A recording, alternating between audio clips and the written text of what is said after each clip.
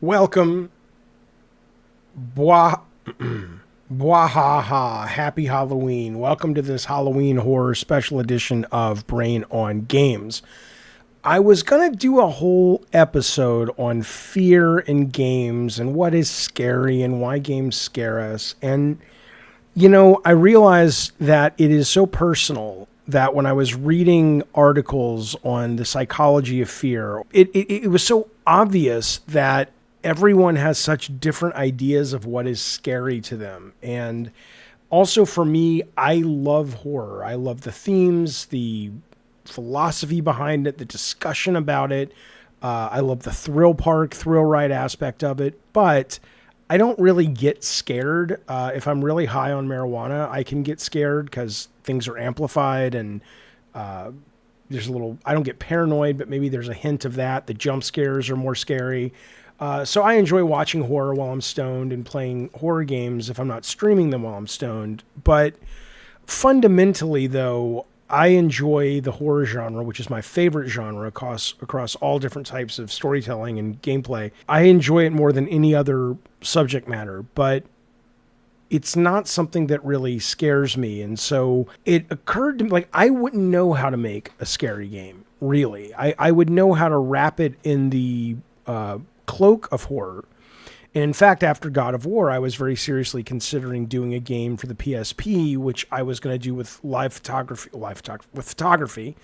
We were going to shoot it, find actual sets. It was going to be like Myst, but with photographs. And my fantasy, I'm like, I want to make the scariest, creepiest game ever. But it never got that far. I remember we went to the Queen Mary ghost tour and we researched it and we researched ghost hunting tools and stuff. But fundamentally, I can't be scared that much when it comes to entertainment. And so I didn't know what to do. I wouldn't know how to scare you because I could follow notes. It's like, hey, here, 80% of the people are scared of this. Okay, do that. But it wouldn't come from a place of genuine understanding of what the fuck I was doing. I would just be following a recipe and hoping it tastes good. And kind of similar here, I wanted to really kind of dive deep into why horror works. And there are so many explanations for what works in horror and what works specifically in interactive horror. And some of those work for me a little bit. Some of those don't work for me at all. There are these people who are like, oh, I couldn't finish Resident Evil during the day or Silent Hill 2 during the day. Or during the night because it was too dark, it was too scary. I'm just I have never felt that way, right? But what I did think would be interesting, there was Steam Next Fest and then DreadX put on, we streamed it here, their horror showcase, indie horror showcase. So there are a lot of horror demos that are out right now. And even though some of them I'll be looking at from a scary standpoint, why might this be working? Why might it not? Some of it's just sort of nuts and bolts gameplay. So what I wanted to do with this episode of Brain on Games is stay in the horror genre. I just want to talk about sort of why certain demos work, why they get on my wish list, and why other ones I just delete and never think about again. So all of these will be in the horror genre. Let me show you the one that has really confused and disappointed me the most. And I think what I'll do is I'll show you the trailer first of these demos just to give you an idea of sort of what even motivated me to download these. And then I'm not going to play the demo on the show. I'll kind of show you some of the aspects as we talk about it and just give you an idea of sort of how I responded. And some of these I've become huge fans of, which I never expected to. Some of these have really let me down and disappointed me because the trailers were so compelling.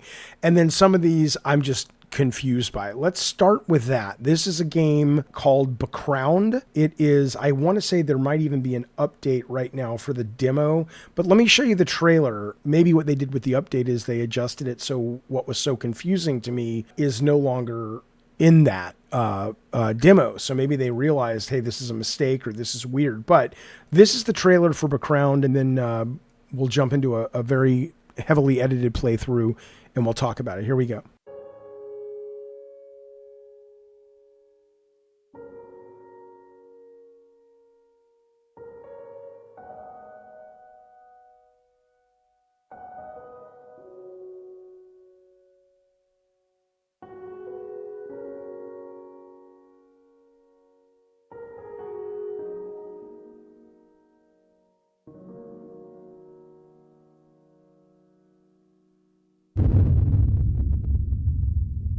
So there is, let me pause it real quick. We'll talk. Even that opening, and I'm sorry if you're listening, but and not watching, but you know, there were definitely some really eerie, creepy, you know, I love that, you know, eyeball television set or whatever that was right here. There's definitely some really neat stuff that felt like, okay, this is a weird place. What's this about? And then it gets into more of the core moment to moment. And it's very, I mean, it's clearly, I think, evidently inspired by Silent Hill 2, which is great. A lot of these indie horror games are. I played a game, finished a game I really enjoyed called Hollow Body recently that was obviously inspired as well. Not as good, you know, wasn't the world's best horror game, but it was very interesting and it was compelling enough and it was wonderfully paced that I finished it. This demo, though, I want to show you just this insane decision that the developer made that I can't fathom that this is not harming sales and people's interest in this game. So let me show you the gameplay itself. Okay, this is the BECROWNED demo. Play it with controller. And in essence, it's basically cinematic camera, blah, blah, blah. So I will be quiet at this part because it's important for you to see this part to understand what is so confusing to me about this game. And if you're listening, I'll read you and I'll describe it. It says, memory is the true source of strength. A person who remembers, they went too fast, it kind of doesn't matter. And there's a person who remembers their family is strong. So, and there's a guy with a sword, modern clothing, who's floating down from the heavens. And the background looks all apocalyptic and destroyed. Then it says a person who remembers their duty is also strong. Then it goes back to the image. He continues to float down from the sky. Looks a little cosmic horror-y. Not quite sure what we're looking at yet. Now he's floating down past some elevator numbers, and there's some elevator doors in the background. It's very surreal, very unique, very strange, compelling, interesting, engaging, makes you wonder what's going on. And then there's water at the bottom, and it looks like he's about to touch the water with his feet, and I think that's the end of this part. And then we get some gameplay. So he kind of wakes up, he says, "What kind of person are you?" is what the text says on the screen. And maybe that's the theme of the game. So now you are in a cinematic camera. It's a guy going down in an elevator. He says he doesn't really remember anything that's going on. And now it basically, okay, you can move around, you can interact, very traditional controls. It's an old war poster, reminds me of the ones I saw when I was a boy, blah, blah, blah. You know, he's clearly, you know, dealing with some kind of mental anguish, whatever. The elevator's dropping fast and going up and going down. It's clearly broken. Numbers don't make a lot of sense. Okay, cool. So that's where we are right now. Then suddenly he hears the sound. These weird arcane symbols appear. Go forth and fear not what lies ahead. All these eyeballs appear out the elevator doors. Do not forget our agreement, it says, whatever these eyeballs are. You've braved the journey thus far. You should know failure is not an option. Now, I don't know if the final game opens like this, or maybe this is coming in at the middle because it's a demo, but the eyeballs say it is time. Welcome to Carpenter Asylum. Okay. And then everything just kind of stops. He says he has a flashlight, so you go to the inventory, very Silent Hilly. You can equip your flashlight, and now it's on, so I'm going to go here and try to get out of the elevator. Okay, so he goes out of the elevator. Again, we're in cinematic camera. Controls pretty good. I think he's got a run. He's got inventory. He can look around, explore. So he's running down a hall. Okay, and then, and the first time I saw that, there's this thing that came out of the darkness, and then we jump cut, and I'm back in the elevator. And it's like, wait, what the fuck is going on? The dude is like, what the fuck was that thing? It feels like I'm losing my mind.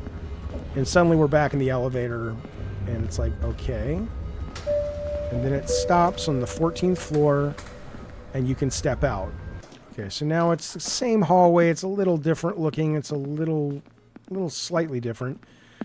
He can pick up his medicine, his painkiller, running down the old hall. It's I love asylum stories and mental weird stories. So far I'm in. There's a dead body with a knife. He takes the knife away. Keeps going down here. What's this? You can look at this table. Look at something. Oh, it's a locked door. But I can hear someone's footsteps on the other side, he says. Okay. Do you want to knock on the door? Yes. And from the other side, we hear, please come back tomorrow. Visiting hours are over. That's all you can do unless you want to keep knocking. The patients are asleep, says the voice. Do not disturb them. Do you want to keep knocking? Yeah, why not? Stop banging on the door or I will have to call the police, the voice says. Let's do it again. Why not? Fuck these people. Get the fuck out of here, the voice says. And then you hear the elevator door open, but you can't do anything with this door. So it's like, all right, let's go back down towards the elevator. And suddenly they take control away, and there's something coming out of the elevator. And now it's telling you L2 will put you in combat stance. Left trigger, right trigger will swing it. And it tells you how to do basic combat, right? So here's this thing coming at me. It's cinematic camera, so it's kind of hard to tell where you're supposed to hit. Now, the first time I saw this, I can easily kill this thing now because I kind of understand it. But when I was first playing it, I was like, what the fuck? And I died. Okay, not a problem. No big deal. Let's jump back in. And this is where the game, unless the developer has come in and updated it, this is where he kind of lost me. And I don't understand why he would do this. So then you're like, okay, well, let me try again. You can't save the game. Okay, that's, I guess, okay. But then I go back into new game. And basically, the game, it's telling you all the stuff you've already seen. All the same warnings of the game, blah, blah, blah.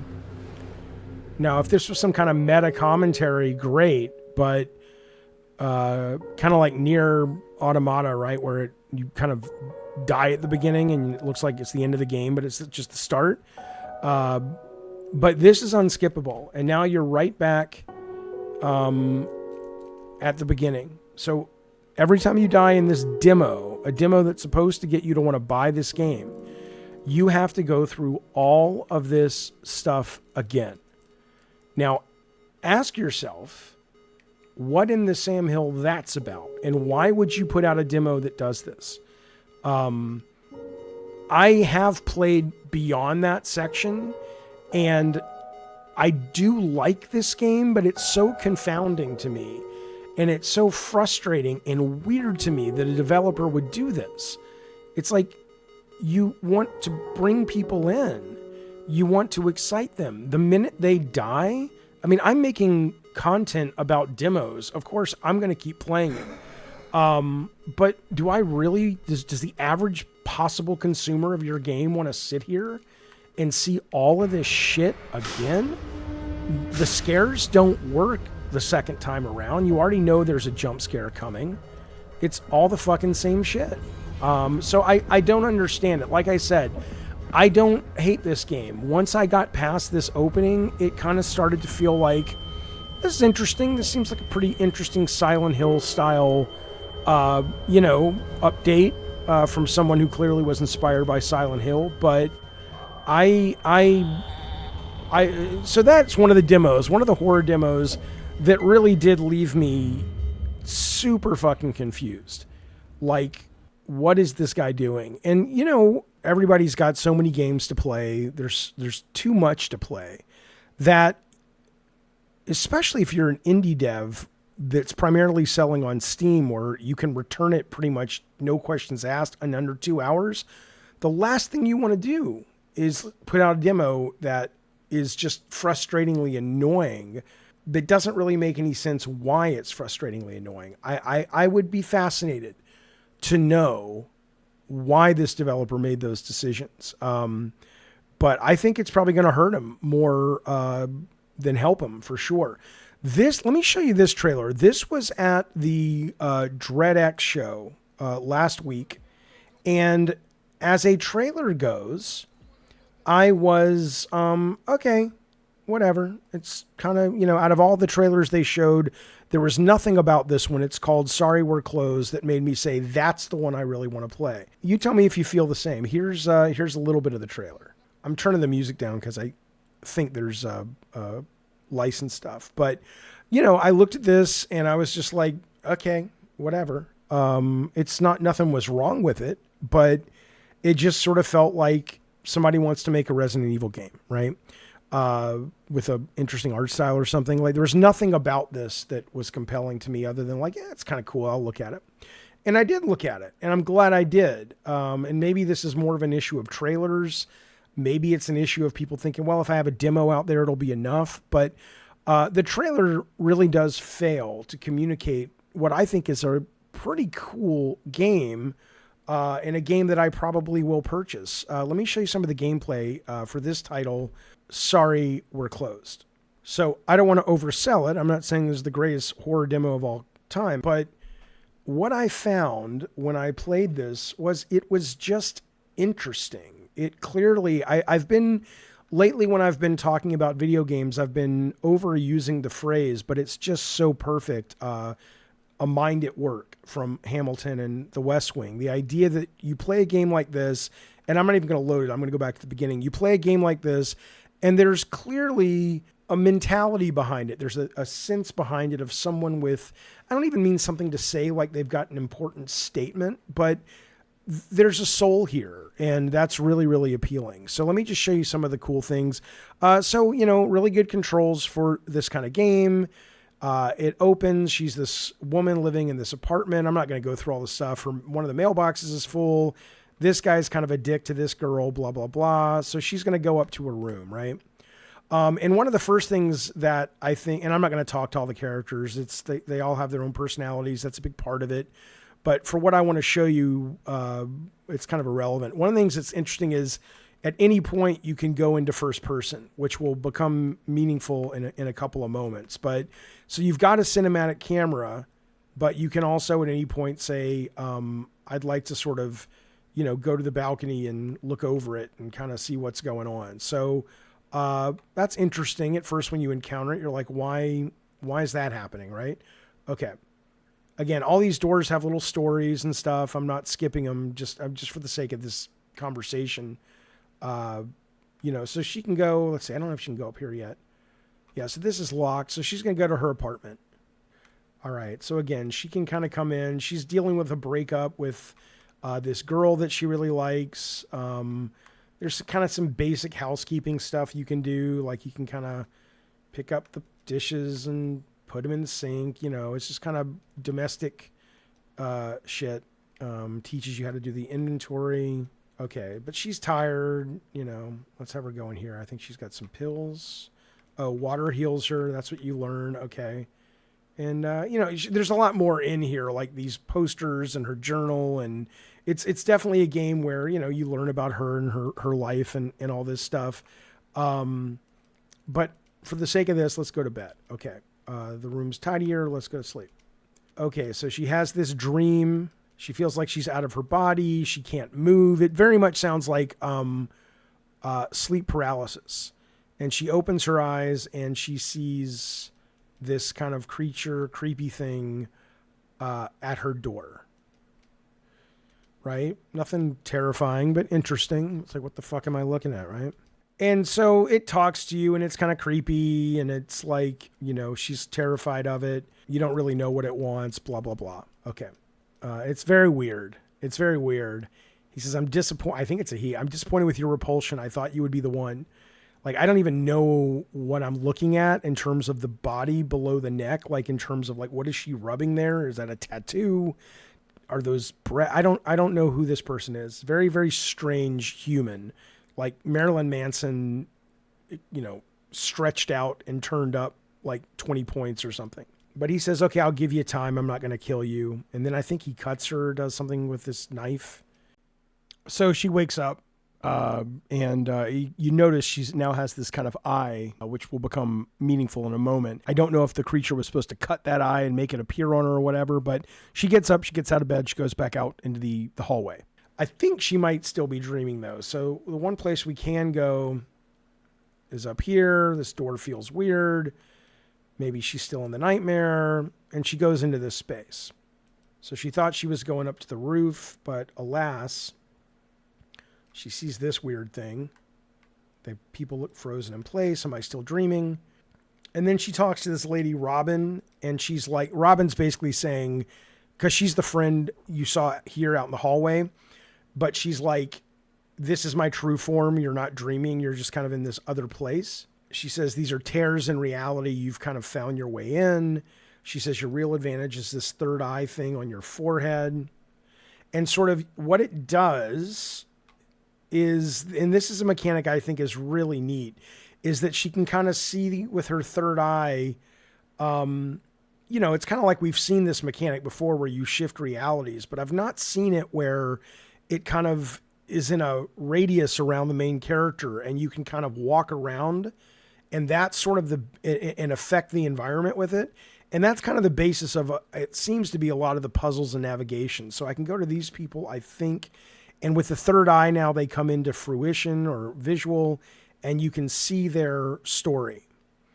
And this is a story of this girl, Ginny, who wanted this guy's money. And she's like, fuck you, I'll take your money and I'll kill you. So she's obviously going through some shit. And then she grabs his money and runs off. Okay. After she kills him. Robin tells you that you can witness these strong memories that get left behind. And you should follow the killer because it might help you figure out what's going on. And also, she happens to leave behind her axe that you can pick up. But now you can be in first person when you're doing combat, which is kind of cool. And so now we can come over here and get through these things.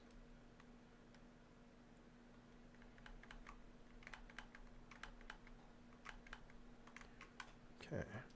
So the shifting between the two perspectives is really cool. I dig that.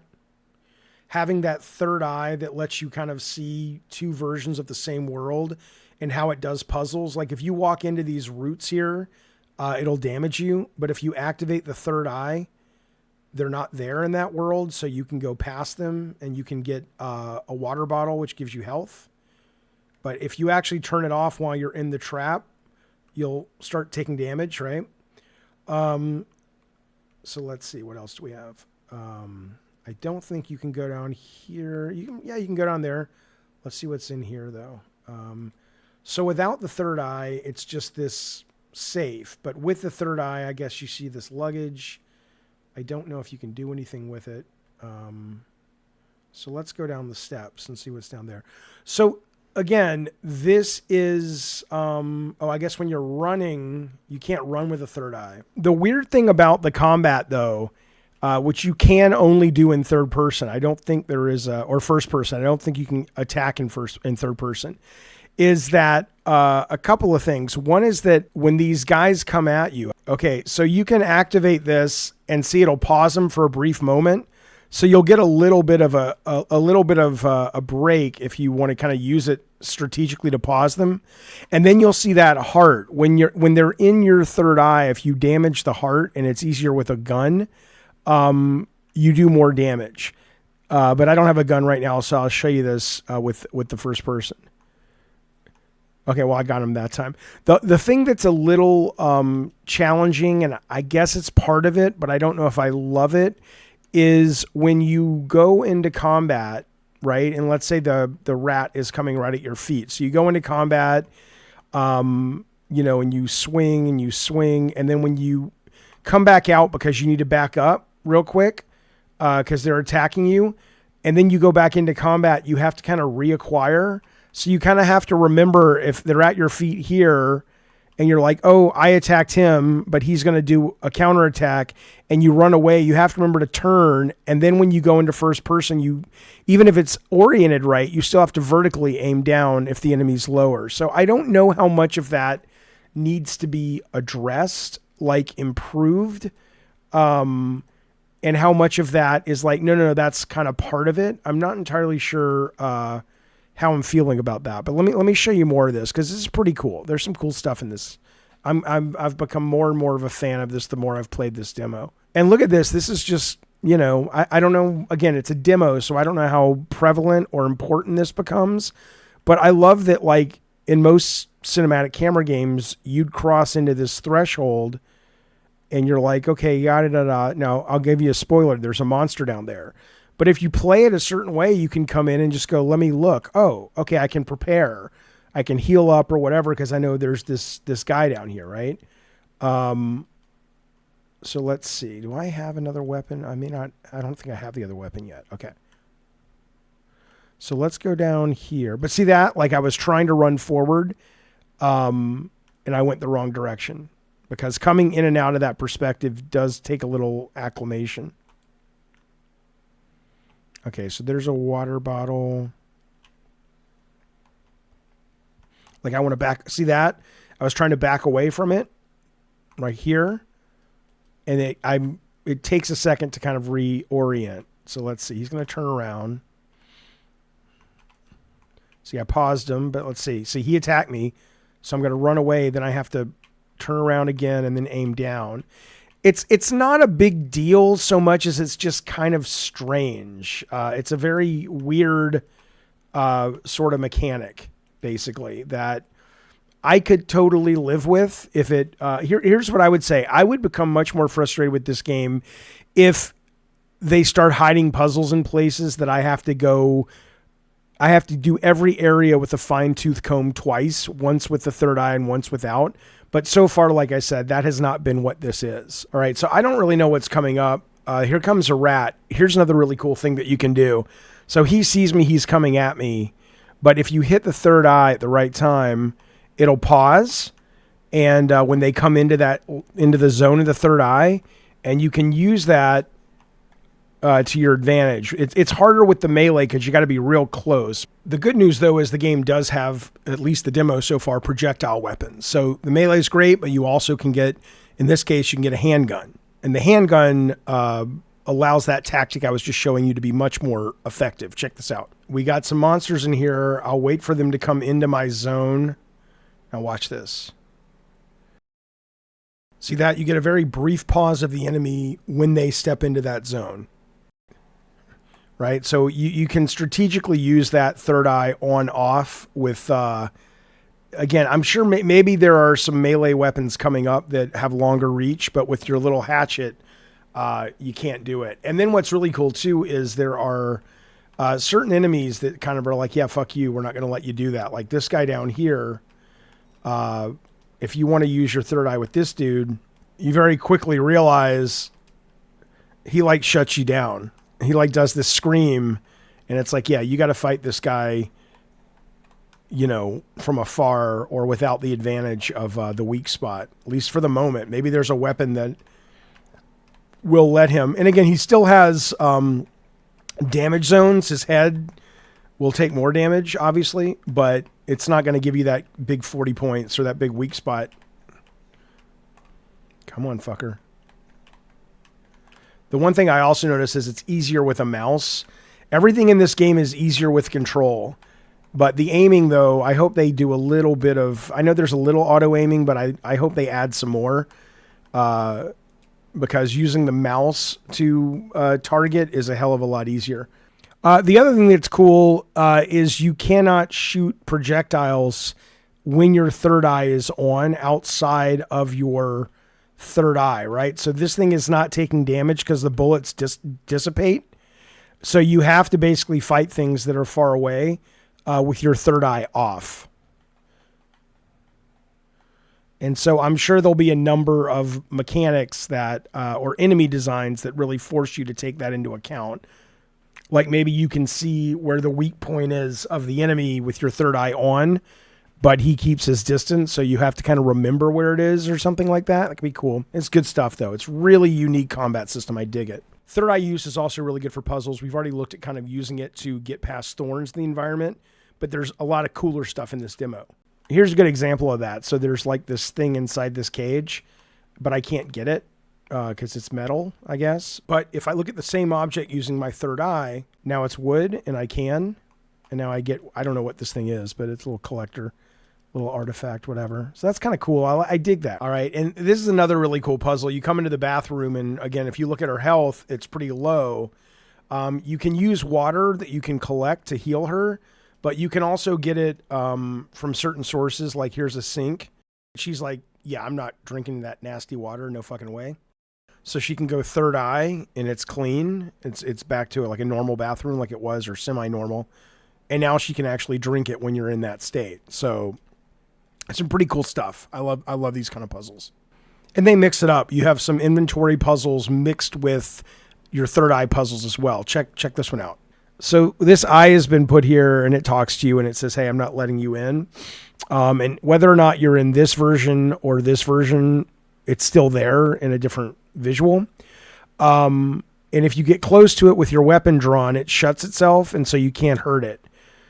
So what you realize is you can use your projectile, though.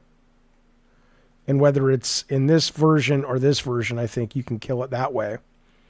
And then it opens the door and lets you get inside. At the end of the demo, you're able to get on the train, and you get the third weapon of the demo, which is a shotgun, which basically is what you see is what you get. It's a shotgun, does more damage, takes longer to reload. You start facing bigger monsters, different puzzles, monsters with a lot more hit points. But again, third eye is real helpful. See, there's his weak point. So you can do a lot more damage now. So I'm going to wait and freeze him right when he starts to attack. So that may be the trick. Like that way you have a second. Oh shit.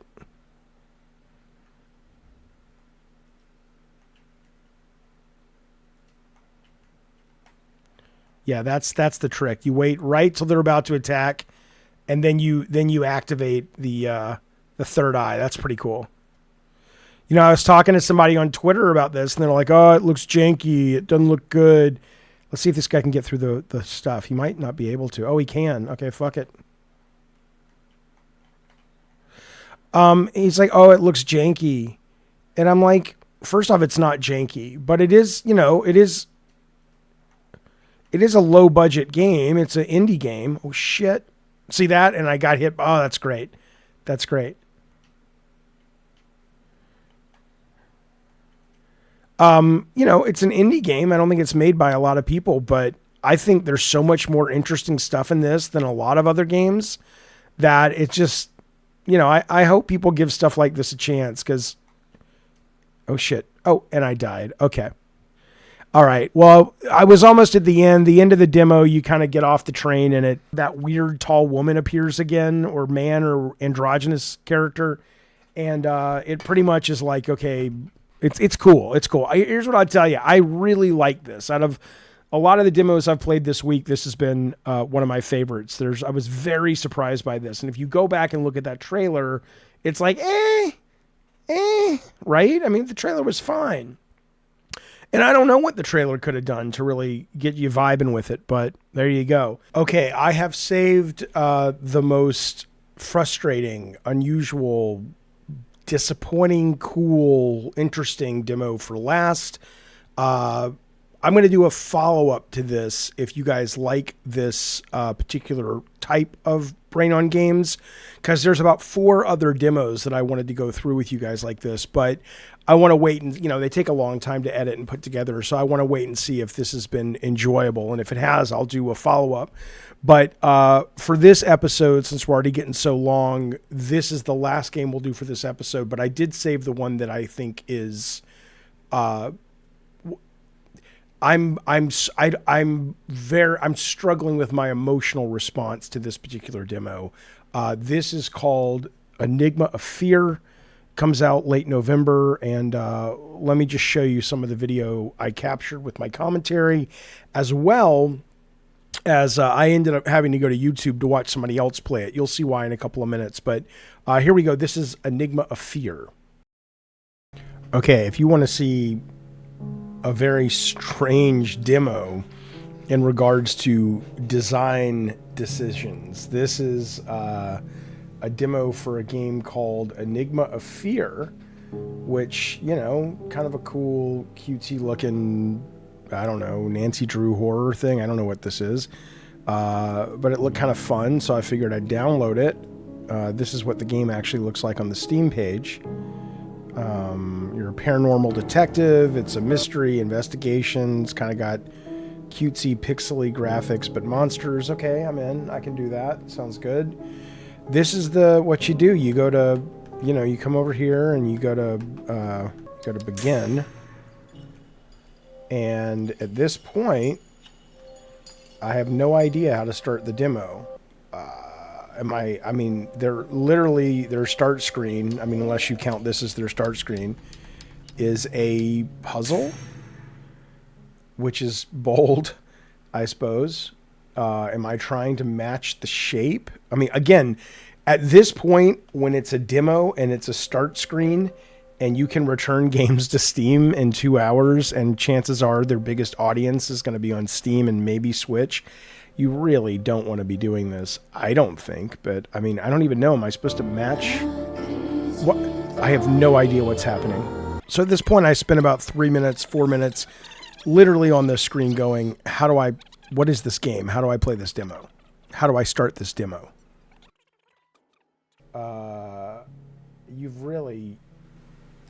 You've got to be shitting me with this thing. I'm a relatively bright individual. You think I could figure this out? Do I just do the ones with blood? Oh my God. You're telling me... Wow. You do not want to start... Okay. It's bold. All right, let's see what this is. It's me again, obviously, real quick. So the footage you're about to see is my initial playthrough recording footage for this video. And I had only gotten so far, right? So there's two weird things about this game. They're both accurate, in my opinion, personally, subjectively. But the first part of the footage you're going to see is me responding to it sort of more at a level of, I think I know what this game is. In terms of it looks kind of like a action-y, isometric Scott Pilgrim Resident Evil sort of thing. So let me show you that part first, and then I'll come back and I'll tell you where things started to go even more weird. Not weird like it's insane, like your brain can't get around, but just like, wait, what are you guys thinking? All right, so here's part one of this. So I played through a bit of this to get a sense of it, and I can tell you this is one that I pretty quickly, after I recorded the footage, I'm like, yeah, I'll delete this from my hard drive. I'm not wishlisting this. And it's unfortunate because there's a lot to like about this game, but there's just so many things in this demo, from that opening screen we just looked at to a number of things I'm about to show you.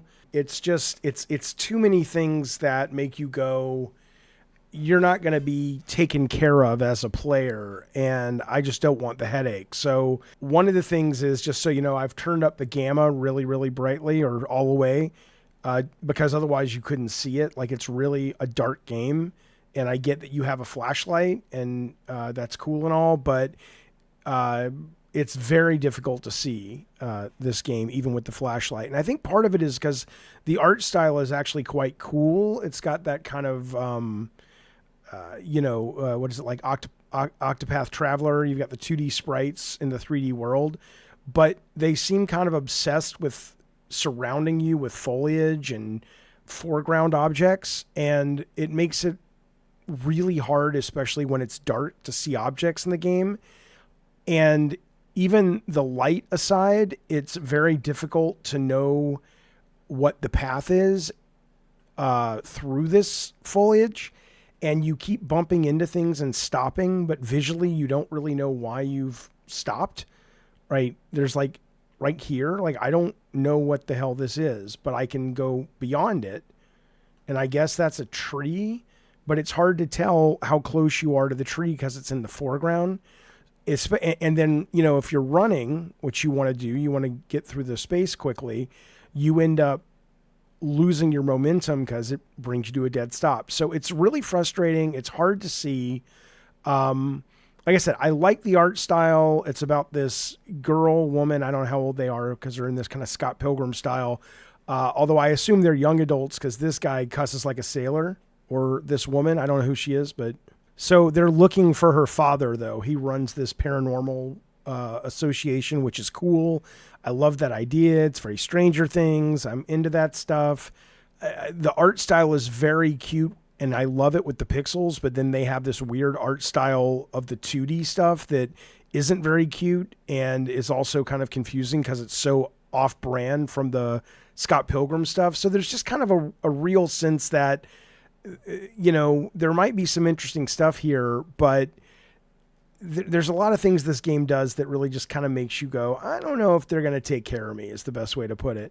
But you explore. I do like some of the mechanics. I like that you can change between her and she's got like a gun. And I saw in the movie or the trailer, there are zombies and stuff. And, you know, she can explore, like this is her dad's car and you can pick up objects. She finds his license and you can, you know, explore it, blah, blah, blah. He's obviously got this thing in the back of his car here that at one point looks like it housed a sword. She's got like a normal flashlight and a blue light, which I assume at some point will come in handy, but I haven't played this deep enough because it's just too frustrating, right? So I like that. The running is weird. I can't tell why it turns on and off. I might be hitting things in the environment that I'm just not seeing. You can change characters between her and her pup, and the pup doesn't do much yet, as far as I can tell. Like I think the puppy can obviously get into places that she can't, but the demo doesn't tell you really any of that. The demo doesn't even tell you can become the dog.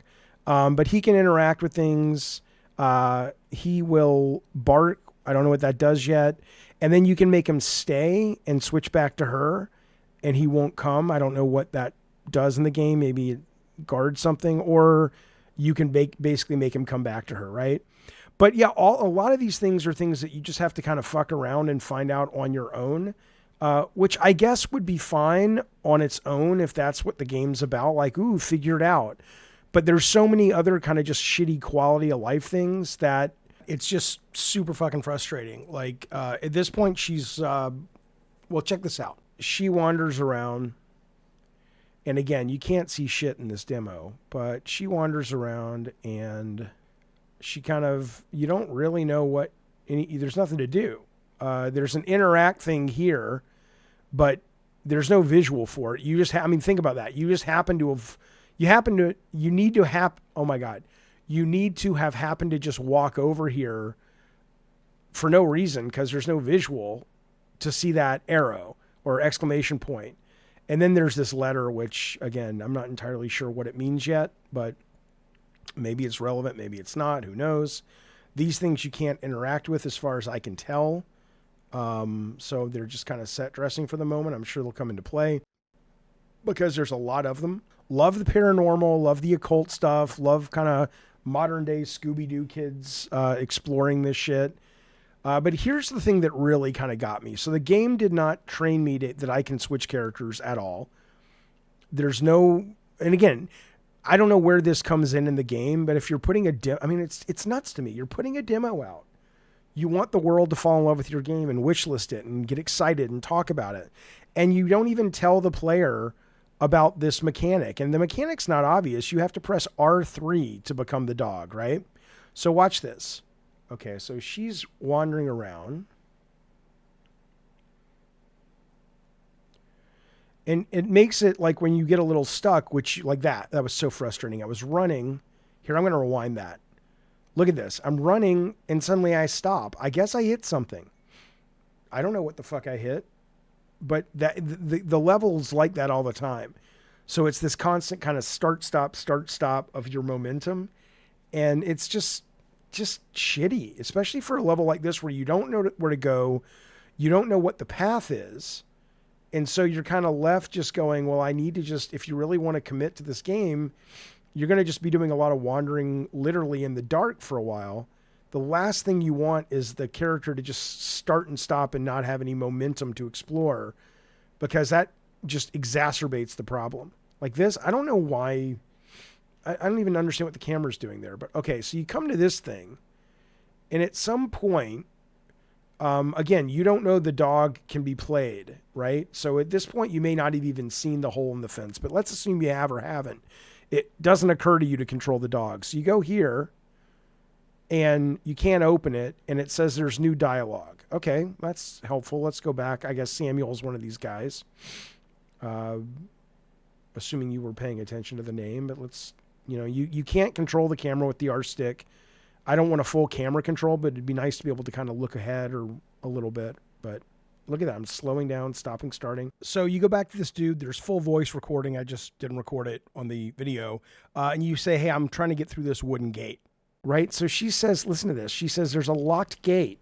We should go in through the locked gate. He says, yeah, that's going to be hard. But that fence over there. Okay, so wait, there's a fence and a gate? That's what it sounds like. It sounds like, hey, the gate is off limits, but the fence over there, that's where you should go look. So I spent 20 minutes looking for a fucking fence. Turns out that's not the case, okay? Listen, and then he goes in and tells you sort of how to solve the puzzle. Maybe Loopy, who we're about to find out who it is, can solve the puzzle. At this point, there should be a little thing under the dialogue that says, like, to control Loopy, press down on R3, but there's not. Right? And then that's it. That's all they leave you with. So at this point, you're wandering around, or at least I was. It's so frustrating to me. It's like, you guys, you're putting your demo out. Put people through the ringer with this thing. Let them play test it a lot before you put it out, and people, you have one chance to make an impression. So I'm like, okay, well, this looks like a fence, right? And then I found that little thing, the note. I figured, there, you could go down a rabbit hole of thinking the note is the solve. But here's the solve. It turns out the fence and the gate that they're both talking about using totally different words.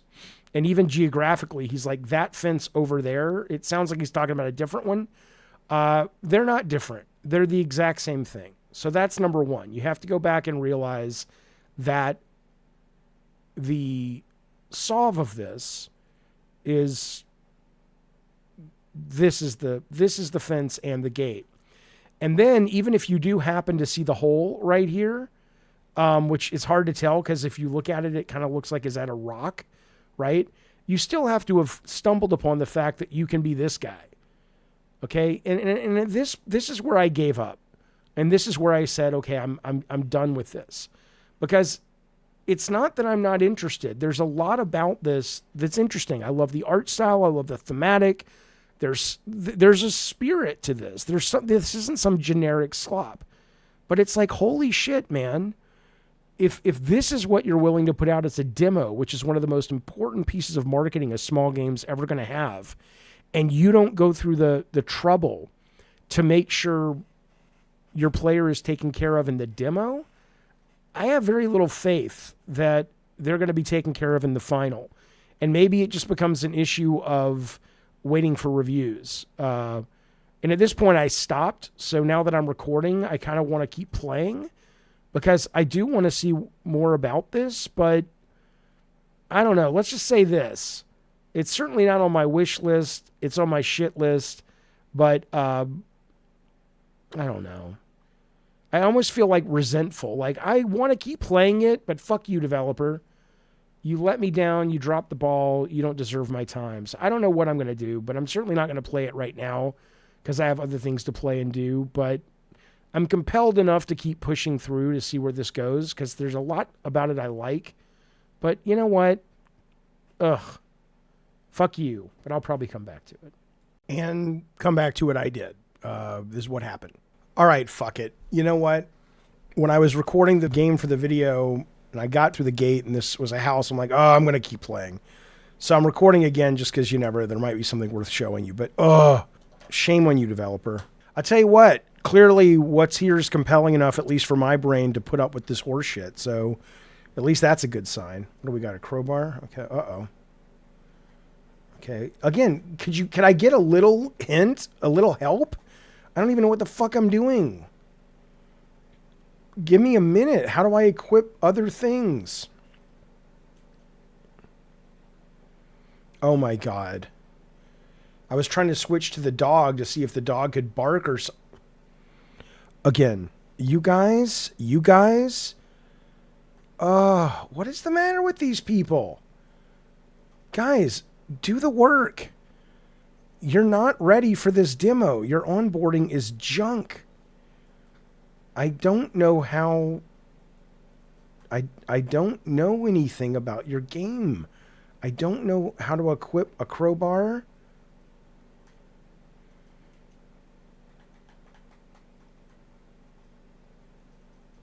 Okay, I mean, this is so Bush League. Who is leading this team? Hey, message if you're watching this. You got potentially something cool here. Why are you fucking it up? You just put out a fucking demo. No one knows how to play. I don't know how to use the crowbar I just picked up.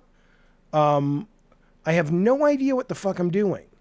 And you guys are just like, oh, yeah. Okay, so I guess you press this. Okay, well, now I know. But seriously, how about introduce me to a mechanic, the crowbar, and instead of spawning a monster the instant I pick up the crowbar, a monster that can kill me, allow me to sort of understand how the fucking thing works for, I don't mean like an hour tutorial, just pop some fucking text and let me know that the dog isn't able to become functional when I'm fighting a bad guy or something. What's the matter with you guys? Don't you want to make a hit? God, I'm pissed. That's what, you know what, I'd say that's what pisses me off more than a lot of other things is just sort of wasted fucking potential. Because this game is cool.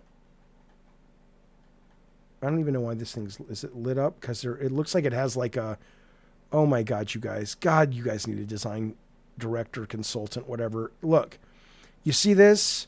Oh, you guys. Your art style makes it look like that's interactive because you've got a big white outline around it. But that's not the case, right? It's got nothing to do with that. It's just the fact that it's the way you've drawn it, that when the light hits it, you get this big white outline. So you're going to go up to it and spend some time pressing buttons going, how do I interact with this thing? This really isn't, it's not that it's hard. I really don't mean that. I'm not trying to be a dick. It's not that it's hard like, oh, you need a genius level designer. It's just when you make a game and you're any game, but certainly you have a lot more budget outside the indie space to afford things like playtests, but you get used to stuff, man. That's why Twisted Metal Black is so hard. It's not supposed to be hard. We just got used to it and we didn't know better. We didn't know any better that, oh, we should really playtest the shit out of this to get people who don't have muscle memory of this fucking game. And,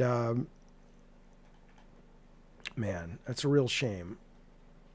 Like this blue light, I'm okay if the blue light doesn't do anything in the demo or yet, but I don't know what the fuck I'm supposed to be doing with the different types of flashlights. Do they, maybe this thing's supposed to have this, but maybe I can't interact with it unless it's in the blue light. I don't fucking know. Come on, people. And then I'll tell you something else. Their load times, whoo, lordy. I'm still interested in this game, and there's something about it. There's something about its heart that I like. But fuck.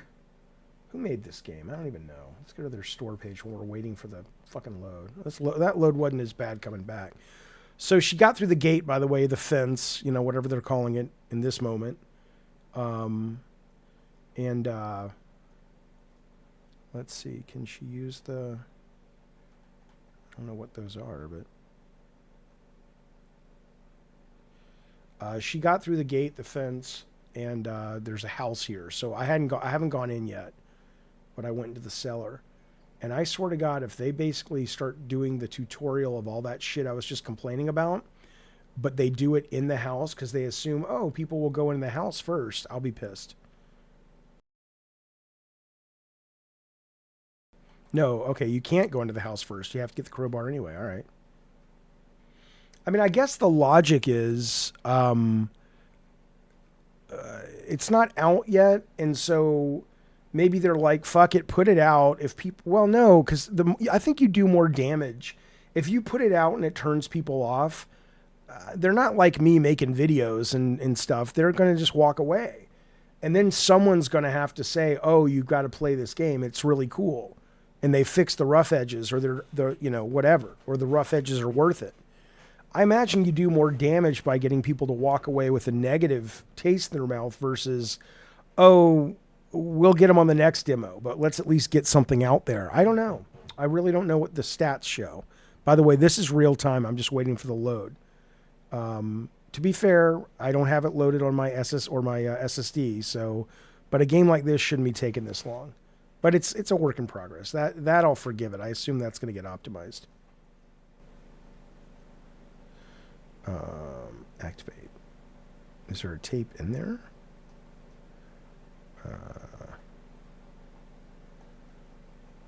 Wait, what?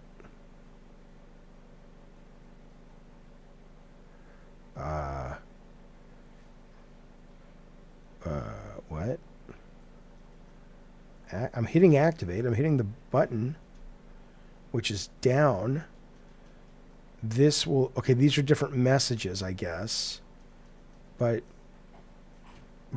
it's not letting me activate it. So again, another thing that you play and you go, what the fuck is, what am I supposed to do with this thing? Like it just, do I hold it? Yeah, this game is riddled with just not ready for prime time shit. So you can look at the pictures with different lights. That's kind of cool. Maybe there are things hidden in them, but in this case, nothing that you reveal is meaningful, as far as I can tell. But in the case of the tape recorder, there may be a point where I get stuck in the demo or the game, and it turns out that it's like, I'm not stuck because I couldn't solve the puzzle. I'm stuck because I had no clue how to activate the messages that are clearly there. Right. And that's the thing, you really don't know what you can interact with. And maybe that's okay, but like this water is so bright that you're like, oh, I should be able to do something with that. I guess that's why the interact button exists, though. So at least that's there. Just don't even, well, no, that's not even true, because this didn't have an interact button, but I could interact with it. So now I feel like I have to go up and hit everything. Look at this kid. Looks like Cyclops. They're both wearing, there is some interesting stuff. The guy's wearing the symbol on his shirt. The dad, I guess that's the dad that we saw on the rocks outside. Okay, that's kind of cool.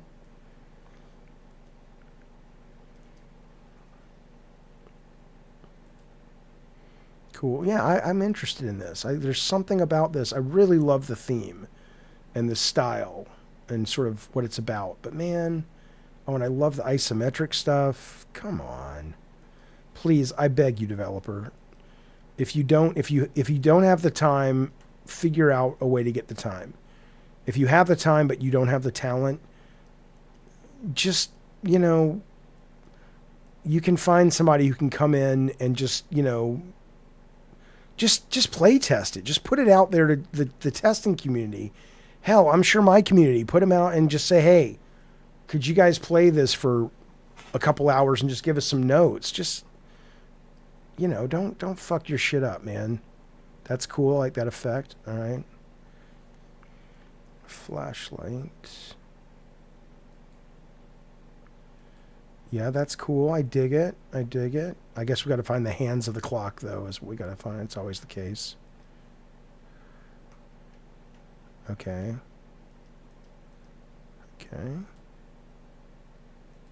Okay, here's a monster. Again, God forbid I would know how to auto-target.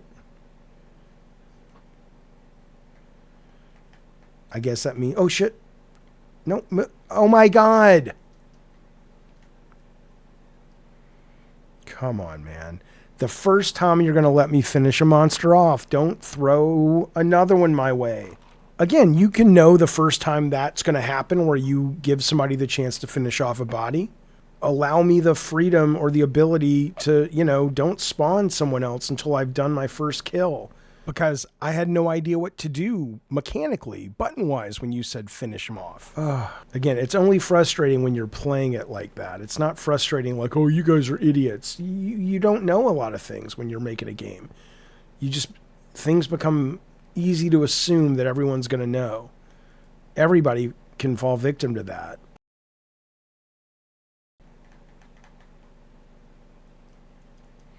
See, that's cool. Let me finish him off. And then if you want to spawn somebody else, cool. But now I know what it is. Okay, here's the dude. Crypto and Philogist, specialist in occult, investigation of the Stretch family, analysis and decryption. Cool. Yeah, I dig. Oh, look at the dog, man. That dog's losing his fucking mind. Are there things the dog can interact with that I can't, that would let me know? Cool. Oh, I want to love this game. Come on, you guys. Please fix your game. Please take care of me better. Oh, that's even cooler. The black light shows you more stuff in the map. So I found this room. You can use the radio to call your buddies, and then you find this door in that same room. And this is kind of the big puzzle for the demo, is figuring out what symbols to put on the door. Okay. How do I have to actually go look at the map? I can't take it. Okay. Where are we right now? Oh, that's cool. The god of... That's cool. I dig it. Okay, once again.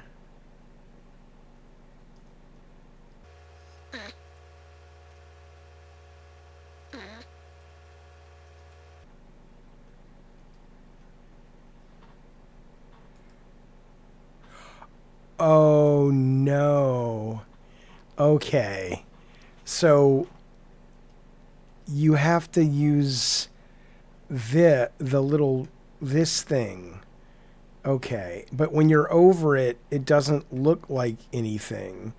Like it doesn't light up or anything. You just have to know to go there and press. Oh, God. All right. Well, I'll listen to that later, maybe. Okay, that's annoying as fuck. So that's kind of cool. There's a lot of... it's kind of clear there's a lot of lore here and a lot of sort of juicy shit. I don't know if it's good or not because I'm not taking the time to read it during a demo, but it's kind of cool. There's clearly a lot that if you really vibe with what the game is... Oh, there's chains on it. That you can kind of get some answers and shit.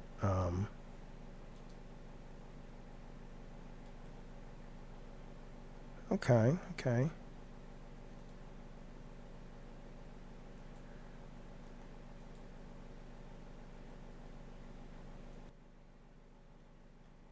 I wonder how complicated these puzzles are going to be, though. Like, am I going to have to read everything, or is this just, that's another thing that, people kind of gave me shit regarding Elden Ring.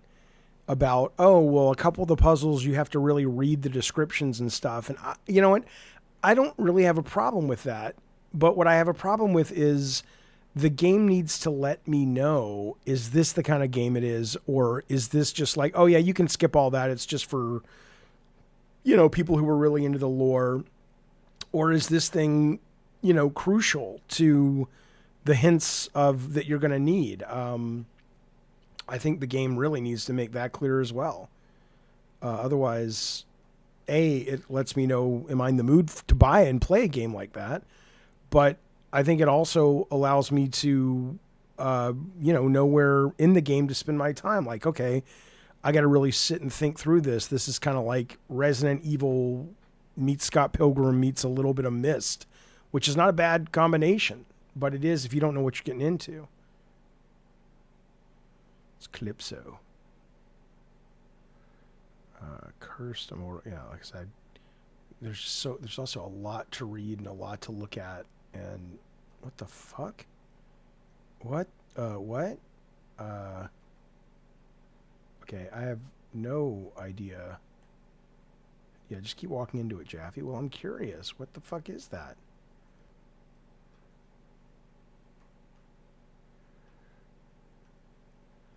see. Okay, I'm this little guy. Okay, activate.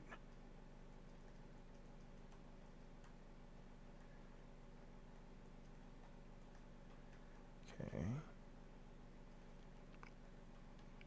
That's cool.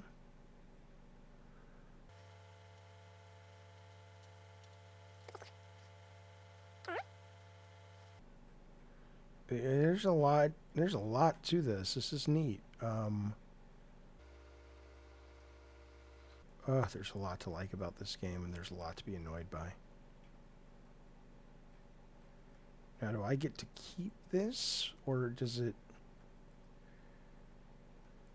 Like, there's no real inventory. And that's the other thing, is you don't really know what you can click on.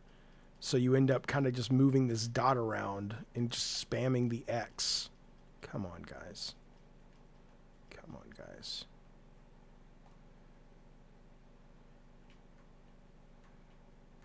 Okay.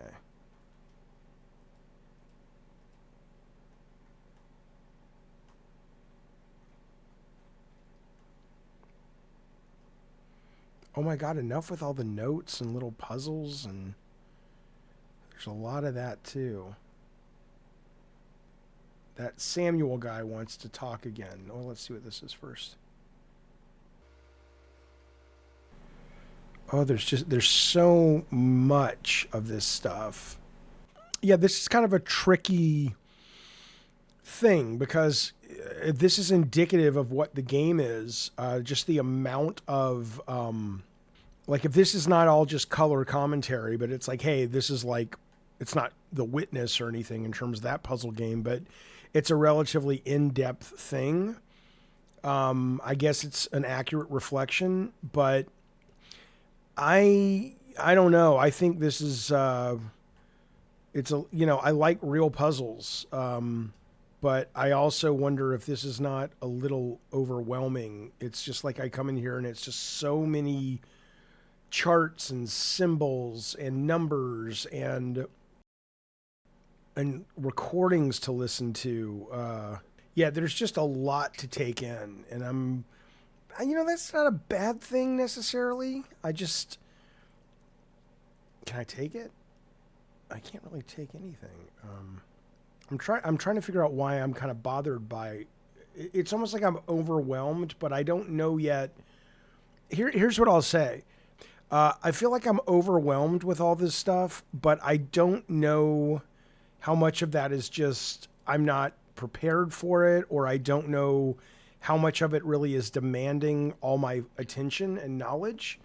And so I wish the game would kind of cue you in the demo of kind of what to expect when it comes to this stuff, right? Like how deep of an experience is this in terms of the lore and the needing to understand the story and in order to advance. I do like it though. There's something about it I like, but I also don't trust it, which I get sounds goofy, but I mean, I don't trust it to respect my time. Like I don't think it's going to let me know what is crucial information and what is just lore. And it's just, the word I take away is just overwhelmed, not because it's hard necessarily, although it may be, but because it's just like, I don't know what to do with all this data that you're just data dumping on me. Okay, so here's what I'm going to do just in the interest of time. Okay, I'm going to stop recording and I'm going to play on my own for about 20 minutes and see how easy these puzzles are to solve if I'm more focused and just really concentrating, because I think that's really crucial to come away from this demo with a sense of, is this Resident Evil with some light puzzles? Is this Myst with a little Resident Evil? You know, what is this thing? So let me do that. I'll get right back to you. Yeah, I played it for about 30 more minutes. Yeah, the more you go through it, it's not, I mean, certainly it's not Resident Evil difficulty, which is to say not difficult at all in terms of puzzles. It doesn't seem to be, though, even like Silent Hill 2 Remake difficult, which is, they're real puzzles, but, you know, they're self-contained. And, you know, this is it's a very strange little hybrid. Again, even if you get past the problematic aspects of just the lack of onboarding quality, in that it really does seem like it is a pretty deep, real puzzle game that you need to really spend some time listening to the tapes and reading all the books and, putting it all together. And then there's also just kind of the exploration and the horror stuff. And honestly, I don't even know what the fuck the dog does in this game yet. So I don't dislike it. I dislike the onboarding aspects of it. As a standalone game, though, I mean, it's really interesting because you got to be in the right headspace for it. And I rarely am in the headspace for this, but sometimes I am. It's definitely not bad. It's just, like I said, I don't know. You know what it is? They throw so much at you when it comes to the puzzles that it's hard to really, at least in a demo, go like, am I overwhelmed because the puzzles are too hard? Am I overwhelmed because the game is just, again, throwing too much stuff at you?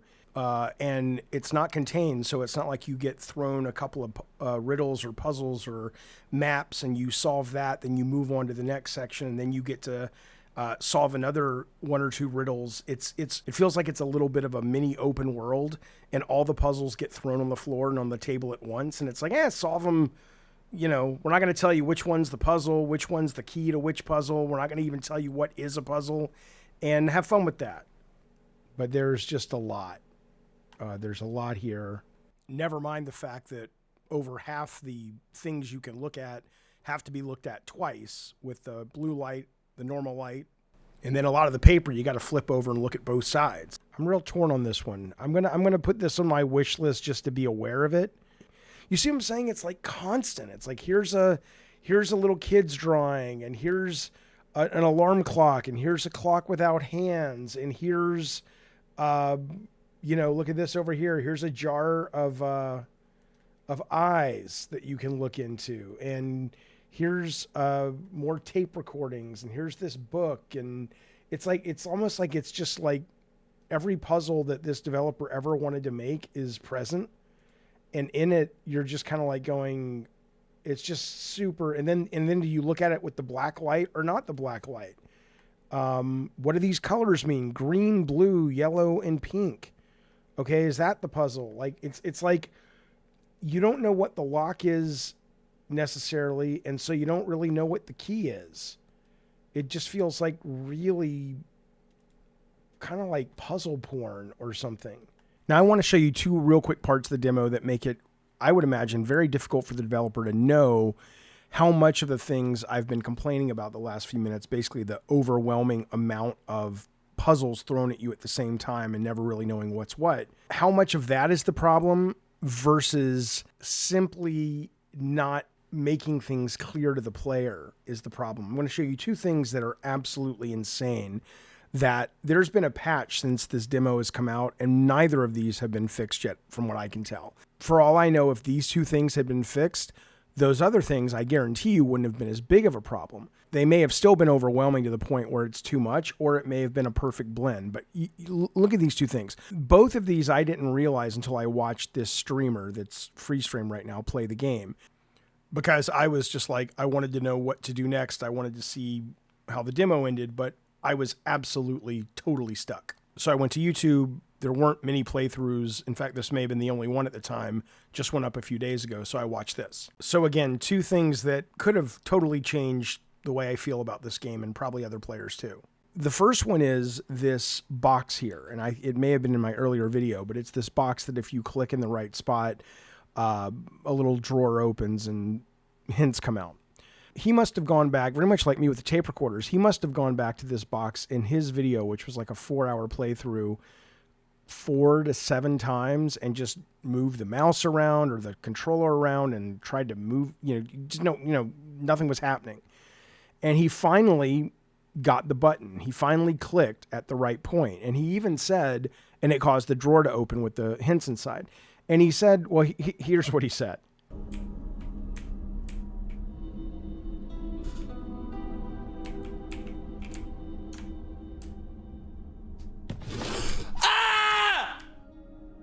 No!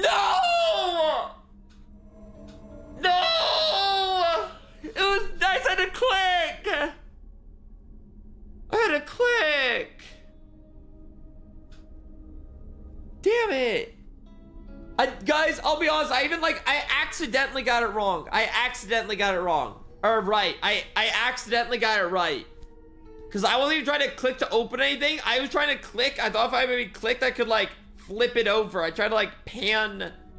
Right. He wasn't even trying to open it.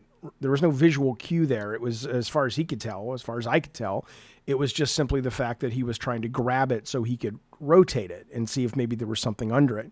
I did discover that after I had kind of fought my way through the tape recorders. I kind of knew how that system worked and I was just clicking everywhere. But this part right here, which really is a blocker, if you don't see this, you have no clue. Here, take a look. Maybe you can see this. Do you see what I'm looking at? I had to watch that streamer I was just showing you. I'll put the link below. I had to watch his video to realize this.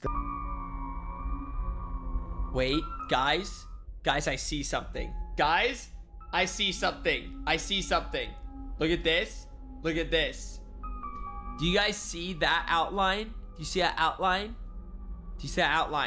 And if you're wondering, I didn't see it then. I barely see it now, probably because there's all kinds of weird outlines here because of the irregularities of the wallpaper kind of pushing out of the wall. There's no way you would see that thing. And maybe there's a hint somewhere in all these maps and puzzles and blue light images that suggest you should look exactly there, but I never saw it. No. Okay.